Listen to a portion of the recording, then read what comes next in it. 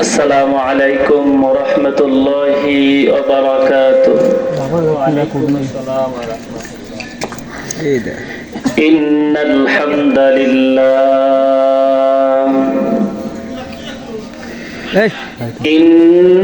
الحمد لله نحمده ونستعينه ونستغفره ونعوذ بالله من شرور أنفسنا ومن سيئات أعمالنا من يهده الله فلا مضل له ومن يضلله فلا هادي له ونشهد أن لا إله إلا الله وحده لا شريك له لا ضد له ولا ند له ولا مثل له ولا مثيل له ونشهد أن سيدنا وسندنا وحبيبنا وحبيب ربنا وأولانا ومولانا محمدا عبده ورسوله الذي أرسله بالحق بشيرا ونذيرا وداعيا إلى الله بإذنه وسراجا منيرا أما بعد فقد قال الله تعالى في شأن حبيبه ومحبوبه ومعشوقه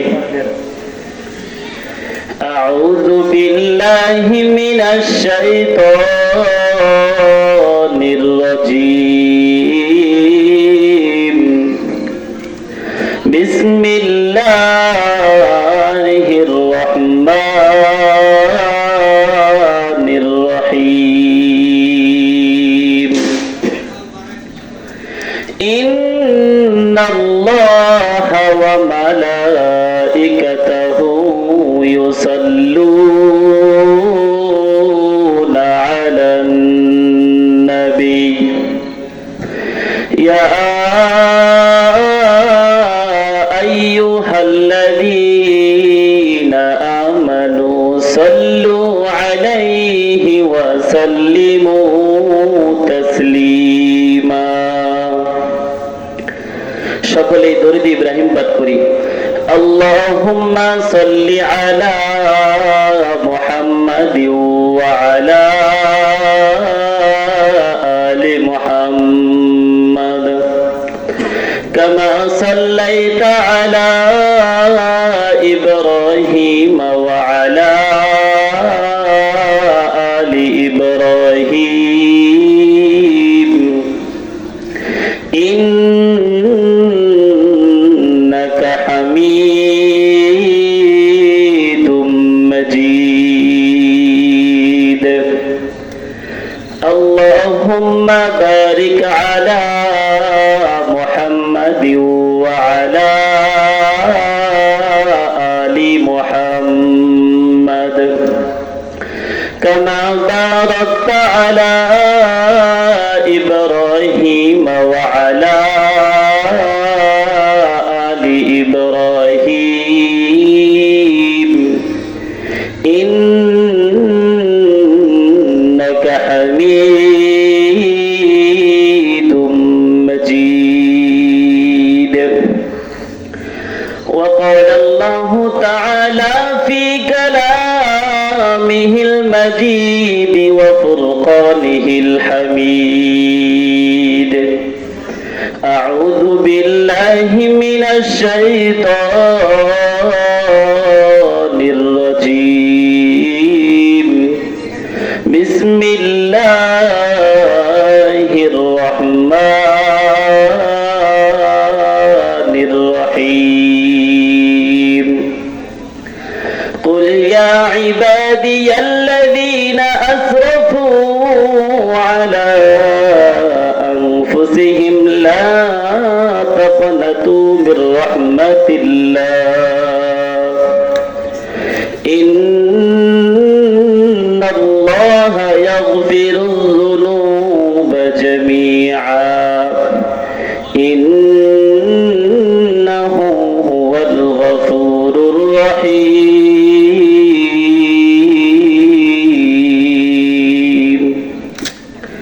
وقال النبي صلى الله عليه وسلم سبحان من يراني ويسمع كلامي ويعرف مكاني ويذكرني ولا ينساني أو كما قال عليه الصلاة والسلام. الحمد لمن قدر خيرا وخبلا الحمد لمن قدر خيرا وخبلا والشكر لمن صور حسنا وجمالا والشكر لمن صور حسنا وجمالا. فرد صمد عن صفة الخلق بريء فرد صمد عن صفة الخلق بريء رب أزلي خلق الخلق كمالا رب أزلي خلق الخلق كمالا. سبحانك لا علم لنا إلا ما علمتنا إنك أنت العليم الحكيم. اللهم إني أسألك من خير ما سألك منه نبيك محمد صلى الله عليه وسلم وأعوذ بك من شر ما استعاذك منه نبيك محمد صلى الله عليه وسلم وأنت المستعان وعليك البلاغ ولا حول ولا قوة إلا بالله. الحمد لله সমস্ত তারিফ প্রশংসা সেই রব্বে কারীমের দরবারে যে রব্বুল আলামিন আমাদেরকে আপনাদেরকে ভালোবেসে পছন্দ করে মাগরিবের নামাজ বা জামাআত আদায় করার পরে একটি সুন্দর মহতি মাহফিলে এসে বসবার তৌফিক দান করেছেন। সেই রব্বে কারীমের দরবারে শুকরিয়া দান সকলেই বলি আলহামদুলিল্লাহ। লক্ষ কোটি দরুদ সালাম বর্ষিত হোক বিশ্ব মানবতার মুক্তির দূত রাহমাতুল লিল আলামিন সাইয়্যিদুল মুরসালিন খাতামান নবিয়্যিন সকলেই বলি সাল্লাল্লাহু আলাইহি ওয়াসাল্লাম। সম্মানিত উপস্থিতি, আনকুটিয়া ইবতেদায়ী মাদ্রাসার উন্নতি কল্পে বার্ষিক ওয়াজ মাহফিলের সম্মানিত সভাপতি আলহাজ মাওলানা মোহাম্মদ জামাল উদ্দিন, এছাড়াও উক্ত মাহফিলের প্রধান অতিথি, আমন্ত্রিত মেহমানগণ ও আলোচক বৃন্দ এবং আমার সামনে বসা সামিঈন শ্রোতা ভাইগণ, পর্দার আড়ালে বসত আমার শ্রদ্ধেয়া মা ও বোনেরা, সকলকেই আমার অন্তরস্থল থেকে আন্তরিক মুবারকবাদ এবং সালাম। আল্লাহ রাব্বুল আলামিনের অশেষ মেহেরবানি, আল্লাহ রাব্বুল আলামিন আমাদেরকে এত সুন্দর একটি মুহূর্ত দান করেছেন। রব্বুল আলামিন মানব জাতির সৃষ্টির পিছনে যে রহস্যটা রেখেছেন, সে রহস্যের মূল উৎপাদন হলো হায়াত এবং মওত। আল্লাহ তাআলা মানুষের মধ্যে দুইটা জিনিস রেখেছেন, হায়াত এবং মওত। এই দুইটা জিনিস আল্লাহ রাব্বুল আলামিন আমাদেরকে দিয়েছেন। এই দুইটার মধ্যবর্তী কিছু অল্প সময়ের জিন্দেগি, এই অল্প সময়ের জিন্দেগিটা আল্লাহ রাব্বুল আলামিন আমাদেরকে দিয়েছেন। এই সময়টাতে বিভিন্নভাবে আল্লাহ রাব্বুল আলামিন আমাদেরকে পরীক্ষা করবে। দেখা যাচ্ছে আমরা এক মুহূর্তে খুবই অভাব অনাটনের মধ্যে রয়েছি, আবার পরবর্তীতে দেখা যাচ্ছে আমরা খুব সচ্ছল ভাবে জীবনযাপন করছি। এরকম ভাবে দেখা যাবে এক সময় অসুস্থ, আরেক সময় সুস্থ, এক সময় বিপদের মধ্যে রয়েছি, অন্য সময় নাজাতের মধ্যে রয়েছি। হায়াত এবং মওতের মধ্যবর্তী এই অল্প সময় রব্বুল আলামিন আমাদের পরীক্ষা করবার জন্য দিয়েছেন। কথা বলেন ঠিক না বা ঠিক? আল্লাহ রাব্বুল আলামিন কোরআনে কারীমের সূরাতুল মুলকের ২ নম্বর আয়াতের মধ্যে বলেন, الذي خلق الموت والحياة ليبلوكم أيكم أحسن عملا।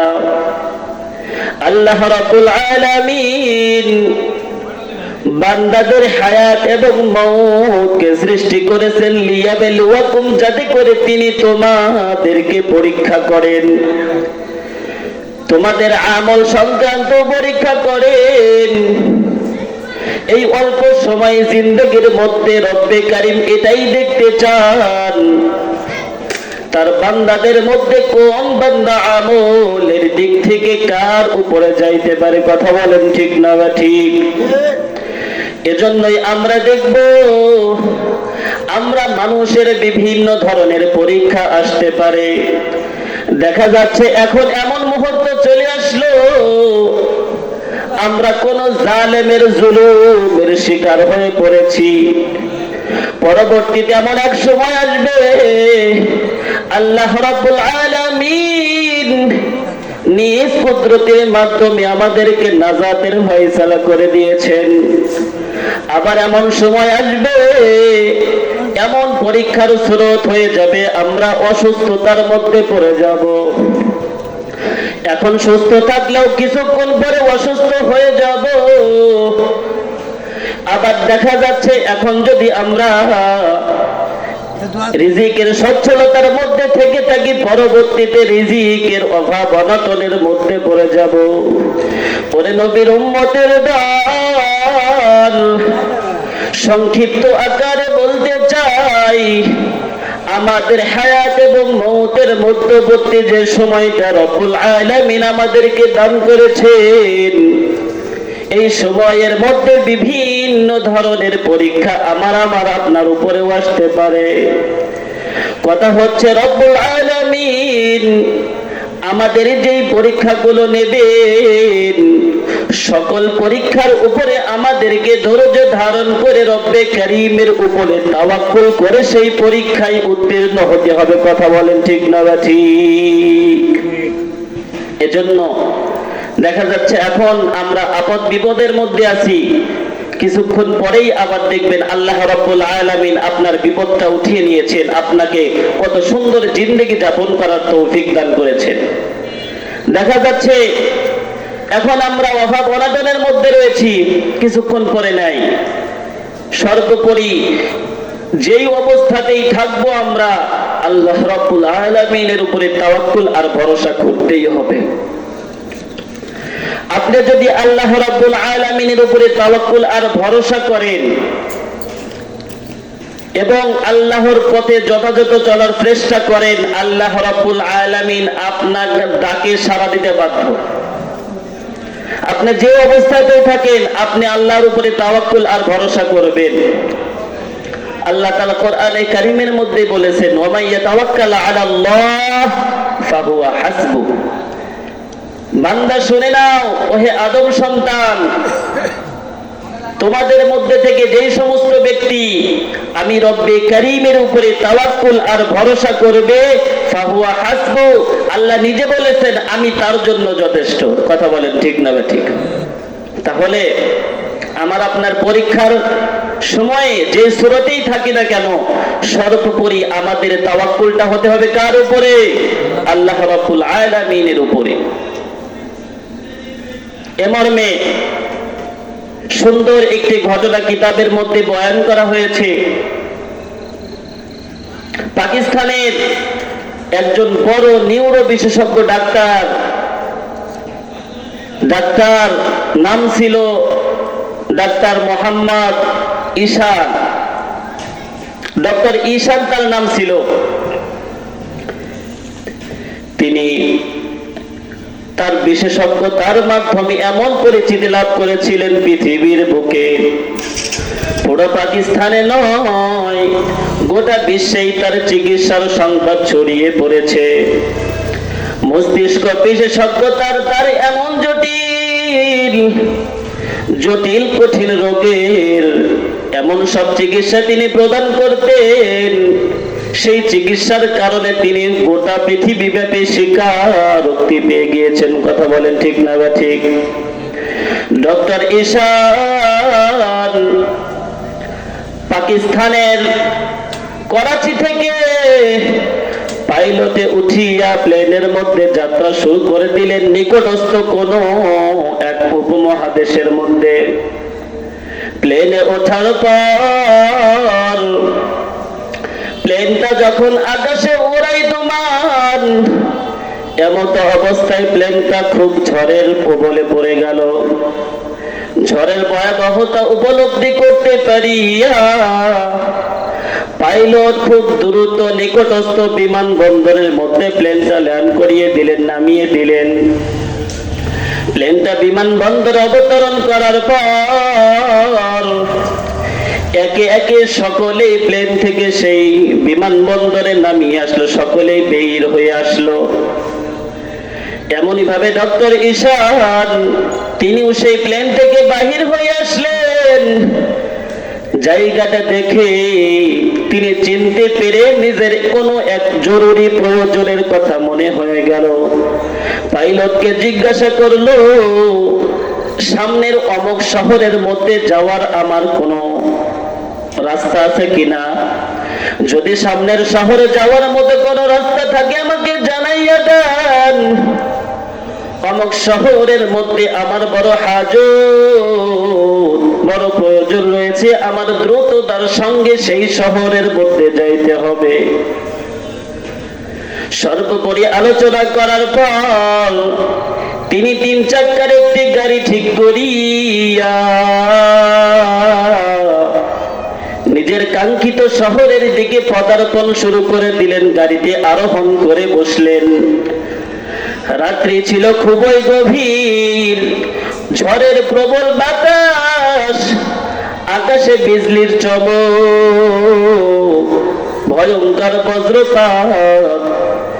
এমন এক কঠিন মুহূর্তে তিনি মনে মনে চিন্তা করলেন, এই কঠিন মুহূর্তে 3 চাকার গাড়ির উপরে আমার বসে থাকা সম্ভব নয়।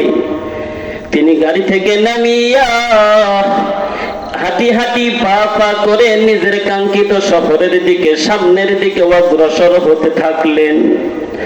হঠাৎ করে তিনি দেখেন সামনের কোন এক জঙ্গলে ছোট্ট একটা কুঠির, সেই ঘরের মধ্যে নিভু নিভু বাতির আলো দেখা যায়। দূর থেকে তিনি দেখলেন, এক পা দুই পা করিয়া তিনি সেই কুঠিরের কাছে গেলেন। গিয়ে সালাম সম্বোধন করিয়ে একজন বৃদ্ধ লোক সেই ঘর থেকে বাহির হয়ে আসলো। সেই বৃদ্ধ লোককে সর্বোপরি সকল ঘটনায় খুলে বলল।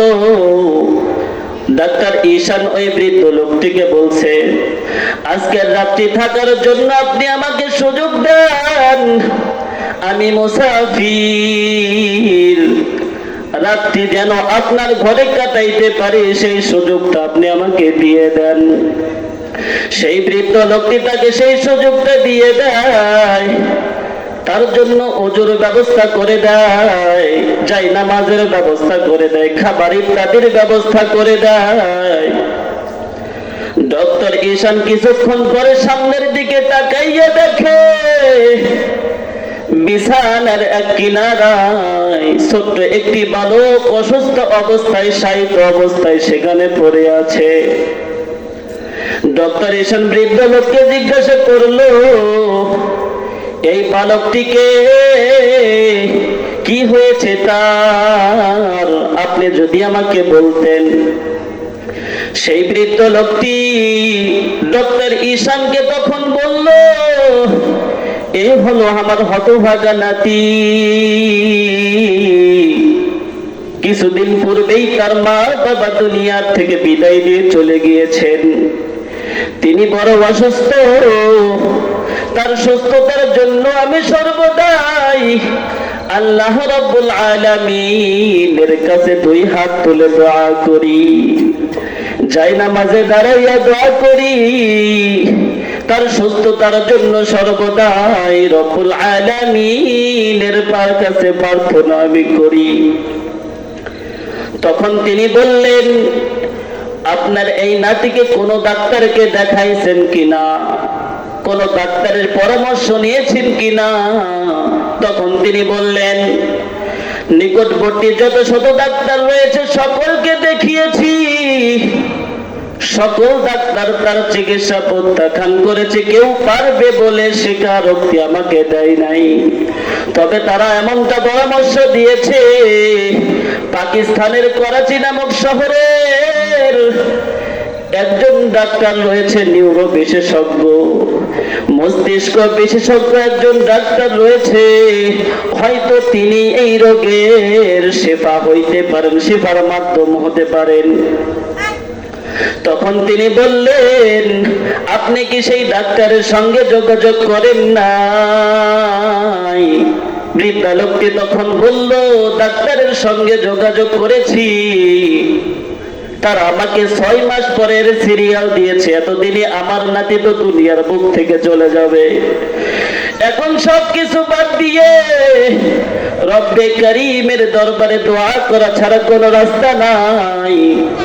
এজন্যই ডাক্তারকে দেখানো ব্যতি রেখে আল্লাহ রাব্বুল আলামিনের কাছে সর্বদাই দোয়া করি, ও কাবার মালিক, ডাক্তারের সঙ্গে যোগাযোগ করার ব্যবস্থা আপনি কুদরতি ফায়সালাই করে দেন, আমার নাতিকে সুস্থ করে দেন। এমন দোয়া আমি প্রতিনিয়তই আমার রবের কাছে করতে থাকি। তখন তিনি বললেন, ওই বৃদ্ধ লোককে ডাক্তার জিজ্ঞাসা করলো, ওই ডাক্তারের নামটা কি যদি আমাকে বলেন? তখন তিনি বললেন, সেই ডাক্তারের নাম সম্ভবত ডক্টর ঈশান, তিনি নিউরো বিশেষজ্ঞ। এই কথা শোনার সঙ্গে সঙ্গে প্রফেসর ডক্টর ঈশান অঝোর ধারায় কাঁদতে থাকে। এই কথা শোনার সঙ্গে সঙ্গে রব্বে কারীমের দরবারে সিজদায় লুটে পড়ল। তখন তিনি বললেন, রব্বুল আলামিন, এখন আমার বোঝার বাকি নাই কোনো কমতি নাই। রাস্তার মধ্যে প্লেন কি কারণে নষ্ট হয়ে যায়, ঝড়ের কবলিতে কি কারণে পড়ি, দূর থেকে করে ঘরে থেকে করে ঘর পর্যন্ত কেন আসলাম, ওগো কাবার মালিক এখন আমার কিছুই বোঝার বাকি নাই। ওই বৃদ্ধা লোকটির দোয়া তুমি এমন ভাবে কবুল করেছো, আল্লাহ তুমি আমার গতিপথে তুমি আমাকে তার বাড়ি পর্যন্ত নিয়েছো, বলেন সুবহানাল্লাহ। তাহলে দেখেন, আল্লাহর উপরে ইতিকাদ আর বিশ্বাস রেখে যদি আপনি তাকে ডাকেন, আল্লাহ রাব্বুল আলামিন আপনার ডাকে সাড়া দিতে বাধ্য। সর্বোপরি যে অবস্থাতেই থাকেন, ওই বৃদ্ধা লোকটির মতো, ওই বৃদ্ধ লোকটির মতো আপনি যদি আল্লাহকে ডাকেন, আল্লাহ রাব্বুল আলামিন আপনার সর্বপ্রকার প্রয়োজন এমন ভাবে মিটিয়ে দেবেন, যেমন ডক্টর ঈশানকে পাকিস্তানের করাচি থেকে নিয়ে তার বাড়ি পর্যন্ত নিয়ে গিয়েছেন, বলেন সুবহানাল্লাহ। এজন্য আমাদের উপরে বিভিন্ন ধরনের পরীক্ষা আসতে পারে, বিভিন্ন ধরনের আপদ বিপদ বালা মুসিবত আসতে পারে। তাই বলে আল্লাহর উপরে তাওয়াক্কুল না করে সেই সমস্যার সমাধান করার চেষ্টা করা, এটা বোকামি ছাড়া আর কিছুই নয়। কিন্তু আজকে আমরা আমাদের গুনাহের কারণে, নিজেদের পাপাচারের কারণে আল্লাহর উপরে যে তাওয়াক্কুল আর ভরসা করার কথা ছিল, সর্বপ্রকার পরিস্থিতিতে রব্বে কারীমকে ডাকার কথা ছিল, সেটা আমরা নিতান্তই ভুলে গিয়েছি। যার কারণে আমাদের সাহায্য আসমান থেকে আসে না। আমরা বিপদে পড়লে আল্লাহ রাব্বুল আলামিনের সাহায্য খুব দ্রুত আমাদের কাছ পর্যন্ত পৌঁছে না। আমাদের গুনাহের ফল, আমরা মানুষ গুনাহ করবে, এটা স্বাভাবিক ব্যাপার। কিন্তু রব্বে কারীম হলেন গফফার, গফুর ও গফফার, তিনি ক্ষমা করতেই পছন্দ করেন। আল্লাহ রাব্বুল আলামিন যদি এই সিফাতের অধিকারী না হতেন, মানে আমরা যদি গুনাহ না করতাম, আল্লাহ রাব্বুল আলামিনের গফফার নামক সিফতটা তো অনর্থক সাব্যস্ত হয়ে যেত। তার কারণ আমরা গুনাহ করছি না, আল্লাহ তাহলে গফফার কেমনে? আল্লাহ গফফার, এই কারণেই আমরা গুনাহ করি। কথা বলে ঠিক না বা ঠিক? আমরা মানুষ গুনাহ করব, আল্লাহ রাব্বুল আলামিন মাফ করতে পছন্দ করেন, বলেন সুবহানাল্লাহ। কিন্তু মানব জীবনে যার যত গুনাহ বেশি, তার অন্তরে আল্লাহর ভয়ও তত কম। কথা বলে ঠিক না বা ঠিক?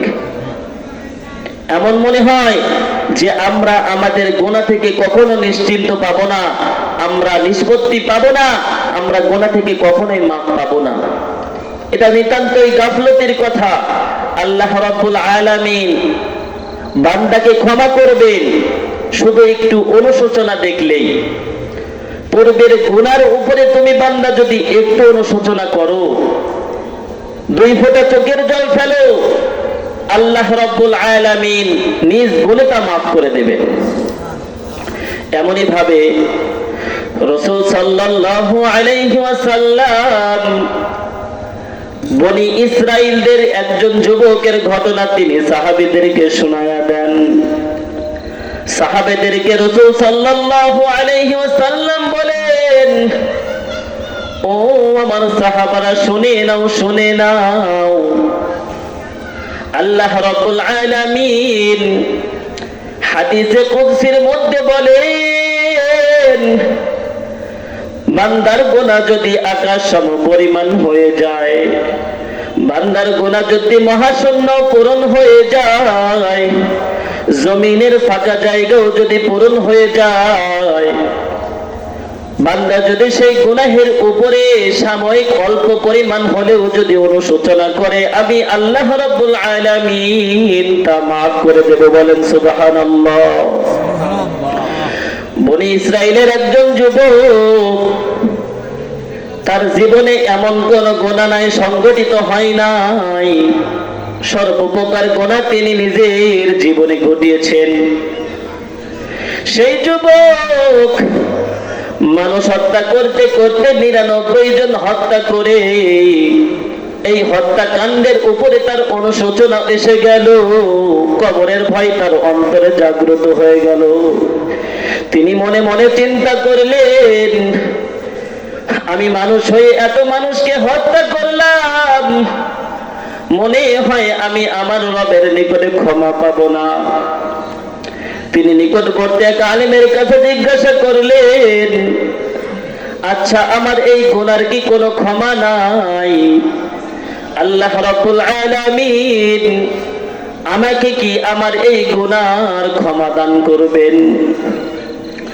ওই আলেম ঘটনাটা শুনিয়া যখন তিনি বললেন 99 জন মানুষকে আমি হত্যা করেছি, আলেমটা রেগে চট হয়ে গেল। ওই ব্যক্তিকে বলল, তোমার ক্ষমা নাই, এই পরিমাণ মানুষ তুমি হত্যা করেছো, তোমার জন্য তো কিসাস ওয়াজিব হয়ে গেছে।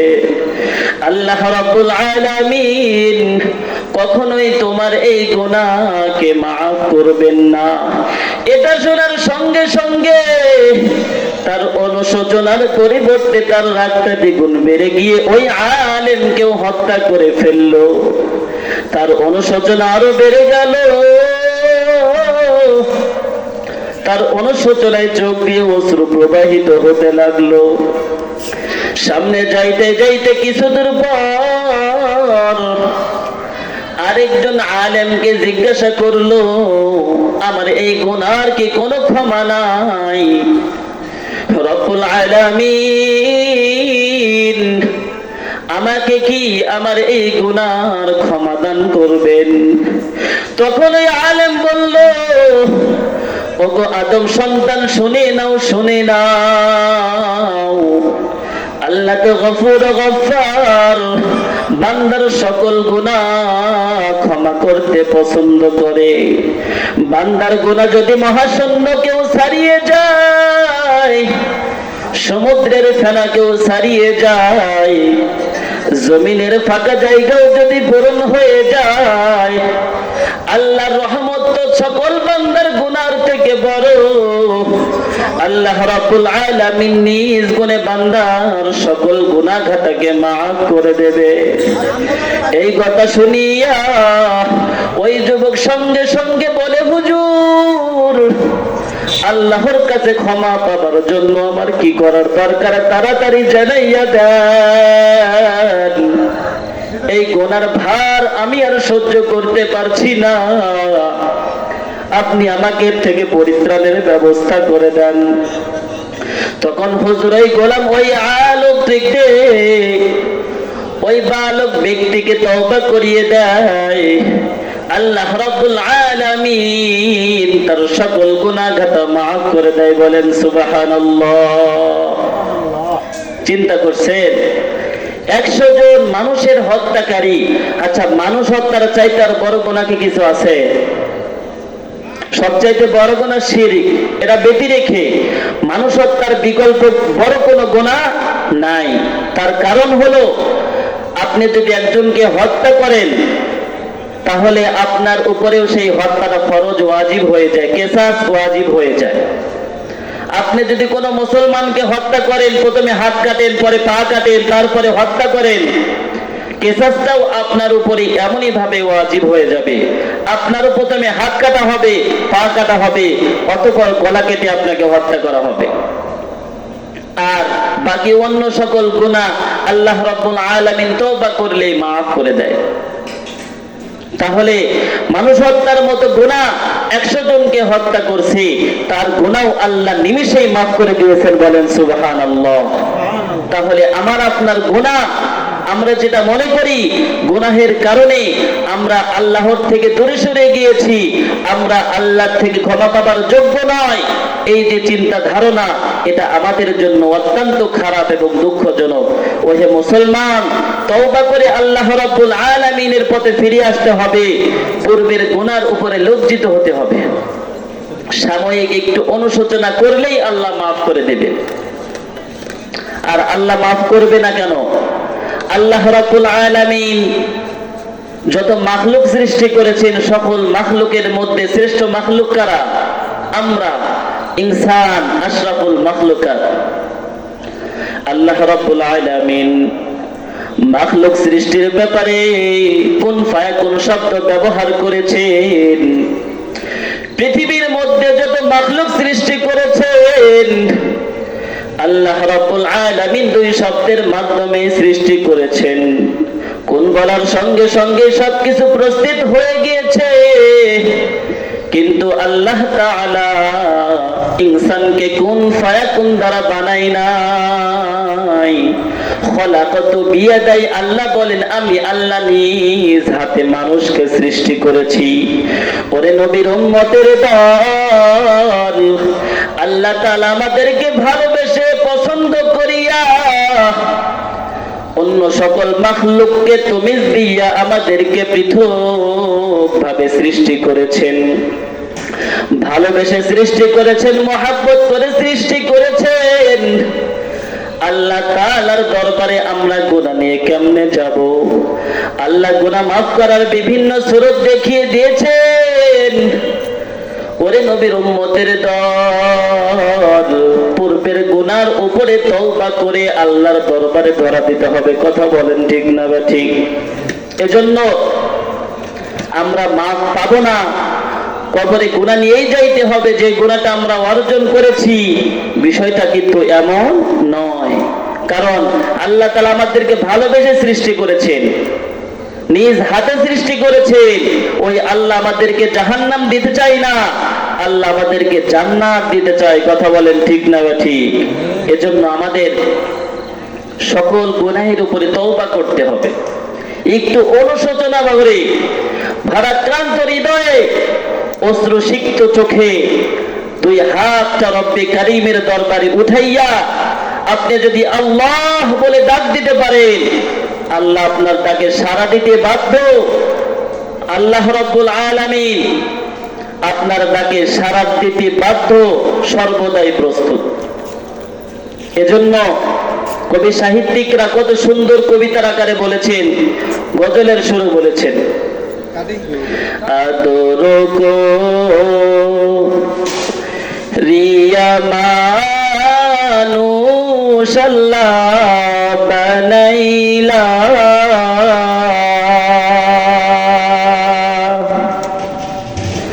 কেমনে দিবা জাহান্নামে ফেলিয়া, কেমনে দিবা জাহান্নামে ফেলিয়া। তুমি যদি মাফ না করো আল্লাহ বান্দারে,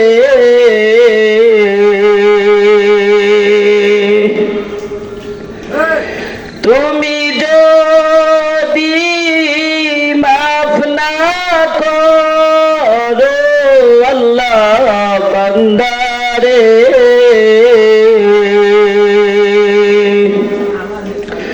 অসহায় হইয়া যাইব তখন কারদারে, অসহায় বান্দা যাইবে তখন কারদারে। সকলের দরজা হইতে মওলা ফিরিয়া,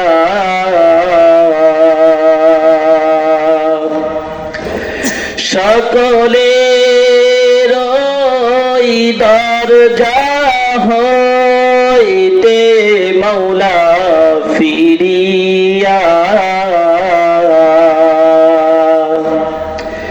তোমারি দরজাই রইলাম পড়িয়া। তোমারি দরজাই রইলাম পড়িয়া, যত গুনাহ করছি রে মাওলা মোরা জীবনে,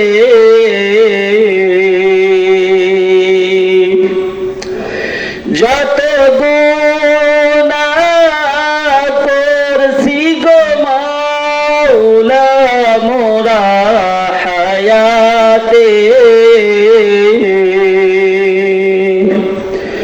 মাফ করে দাও ও দয়াময় নিজ গুণে, মাফ করে দাও ও দয়াময় নিজ গুণে।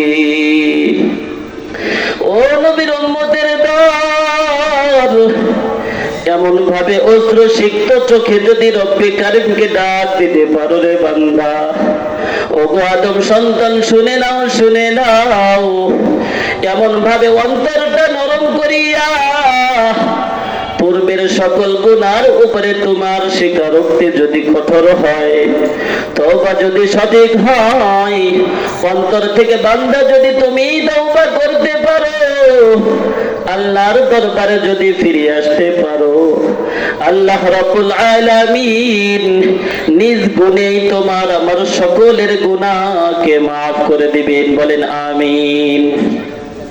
তাহলে আল্লাহ রাব্বুল আলামিন আমাদেরকে মাফ করার জন্য সর্বদাই প্রস্তুত, কারণ তিনি গফফার, রহিম ও জব্বার, সকল গুনার ক্ষমাকারী, পরাক্রমশালী, মহাশক্তিশালী।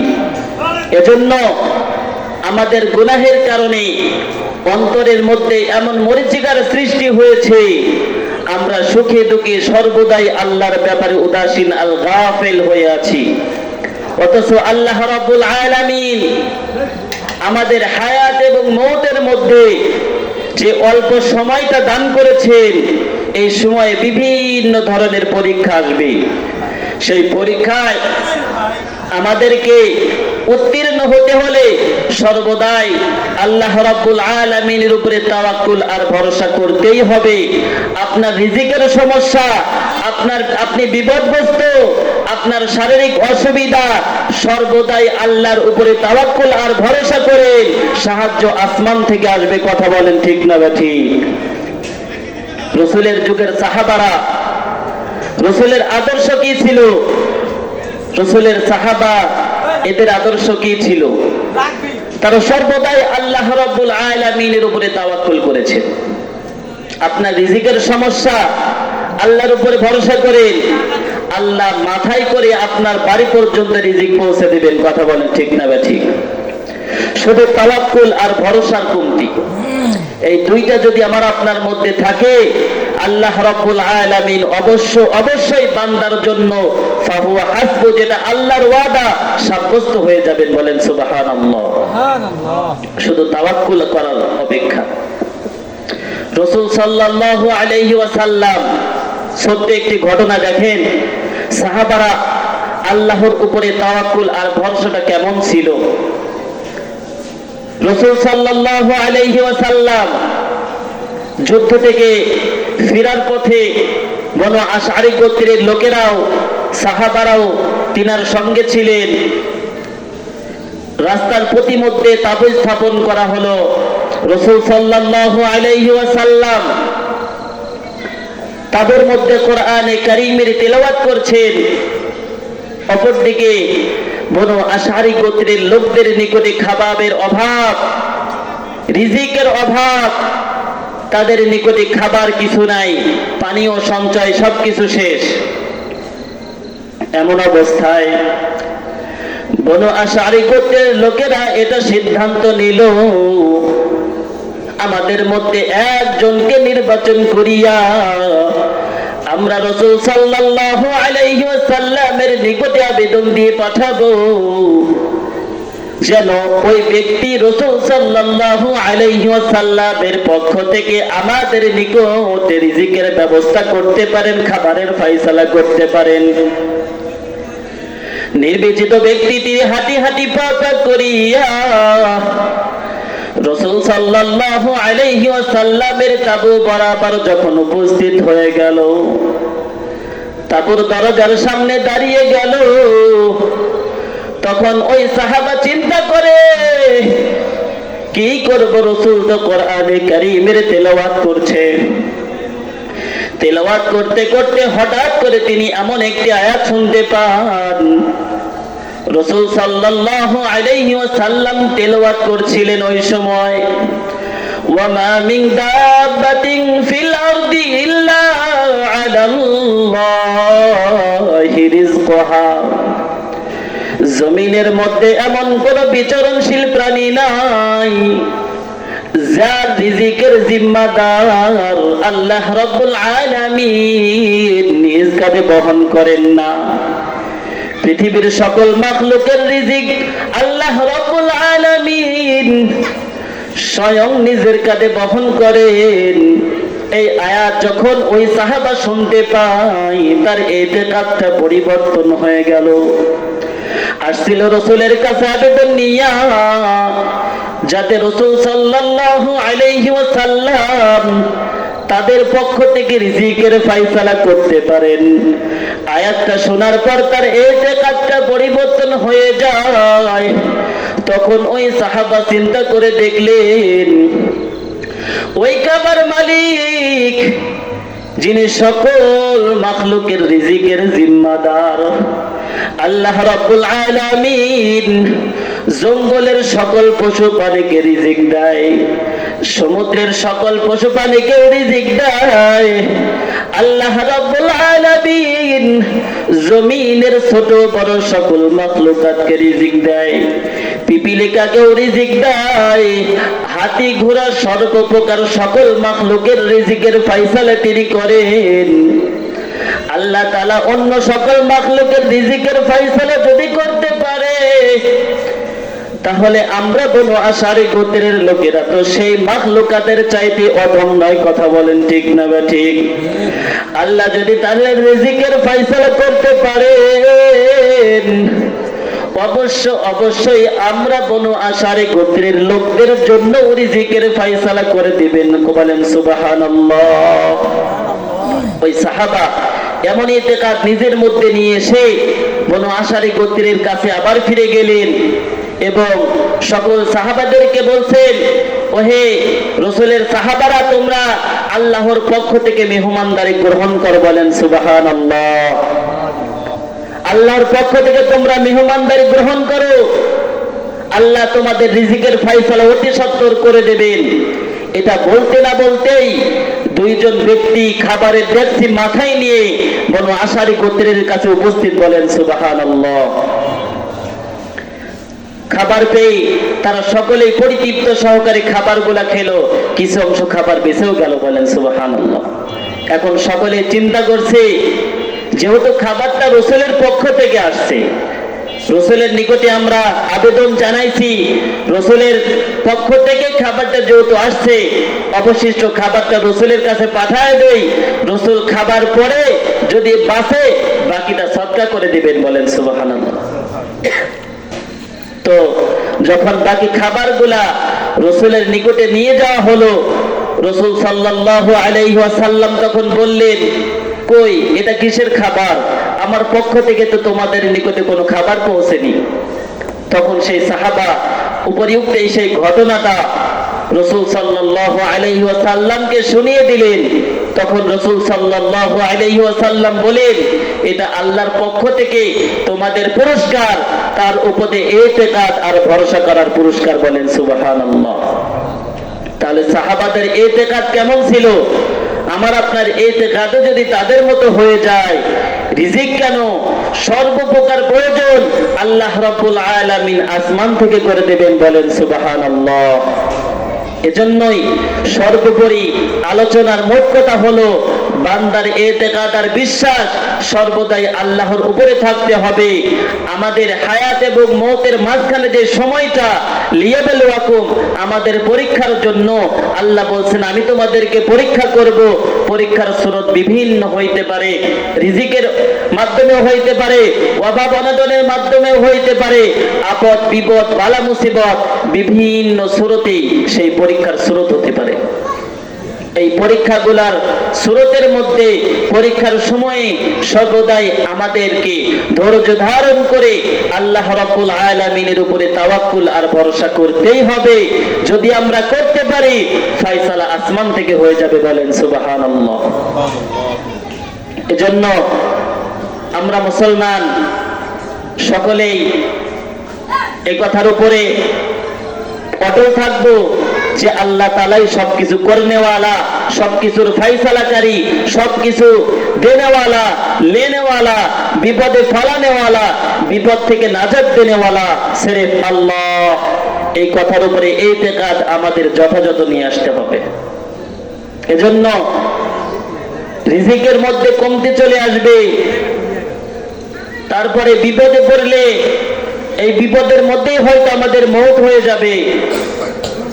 কিন্তু আমরা যদি সেই বিপদের উপরে রিজিকের অভাব অনটনের মাধ্যমে যেই বিপদের মধ্যে আছি এর উপরে যদি ইতিকাদ আর বিশ্বাসটা যথাযথ রাখতে পারি, তাহলে দেখা যাবে আল্লাহ রাব্বুল আলামিন আসমান থেকে ফয়সালা করবেন।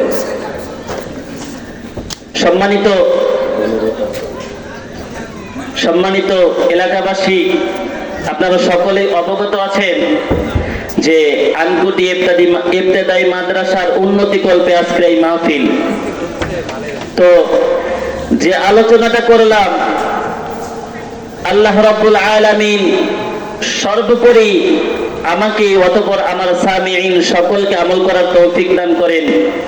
এখন একটি বিষয় হলো, আপনারা সকলে জানেন আমি আপনাদের এলাকারই সন্তান। আপনাদের মধ্যেই দুই এক পা করে হাঁটি হাঁটি পা পা করে সামনের দিকে অগ্রসর হচ্ছি। আমার আশেপাশে যিনারা রয়েছেন সকলেই আমার উস্তাদ সমতুল্য। তাদের সামনে এই জায়গায় বসার মতো যোগ্যতা এখনো আল্লাহ রাব্বুল আলামিন আমাকে দেন নাই। তথাপিও আল্লাহ রাব্বুল আলামিন যেন আমাকে কবুল করেন। আমার উস্তাদ সমূহ যিনারা আশেপাশে রয়েছেন সকলের কাছে দোয়া প্রার্থী, সকলে আমার জন্য দোয়া করবেন। পাশেই বসে আছেন সম্মানিত আব্বাজান, সকলে ওনাকে চেনেন, বিশিষ্ট বাঁশের ব্যবসায়ী নজরুল ইসলাম। আপনারা সকলেই আমার বাবার জন্য দোয়া করবেন। আমার বাবা পাশেই বসে আছে, পাশে বসেই 1000 টাকা মাদ্রাসার জন্য দান করে আমার কাছে দোয়ার দরখাস্ত জানাইলো। পাশেই কবরস্থান, আমার দাদা যান, নানা যান, সম্মানিত মামা, আর অনেক আত্মীয় স্বজন কবরস্থ হয়েছে। এছাড়াও আমার নানি অনেক অত্যন্ত অসুস্থ। আল্লাহ রাব্বুল আলামিন সকলকেই যারা কবরস্থ হয়েছে তাদেরকে মাফ করে দেন। আমার দাদা নানা যিনারা কবরস্থ হয়েছে আত্মীয় স্বজন সকলেই ক্ষমা করেন। তাদের গুনাহগাতাকে আল্লাহ রাব্বুল আলামিন কুদরতি ভাবে নেক দ্বারা পরিবর্তন করে দেন, বলেন আমিন। তাদের জান্নাতে উচ্চ মাকাম দান করেন। এবং আপনারা সকলেই আমার বাবার জন্য দোয়া করবেন।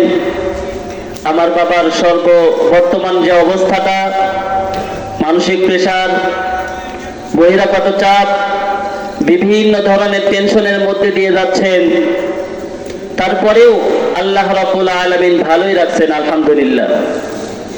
তো কিছুক্ষণের মধ্যে ইশার আজান হবে। তো সকলে সর্বোপরি একটা কথাই, আপনারা আমার জন্য দোয়া করবেন, আমার বাবার জন্য দোয়া করবেন, আমার বড় ভাই যিনি আছেন তার জন্য দোয়া করবেন। এ বলে আমার সংক্ষিপ্ত আলোচনা শেষ করছি। ওয়া মা তাওফীকি ইল্লা বিল্লাহ।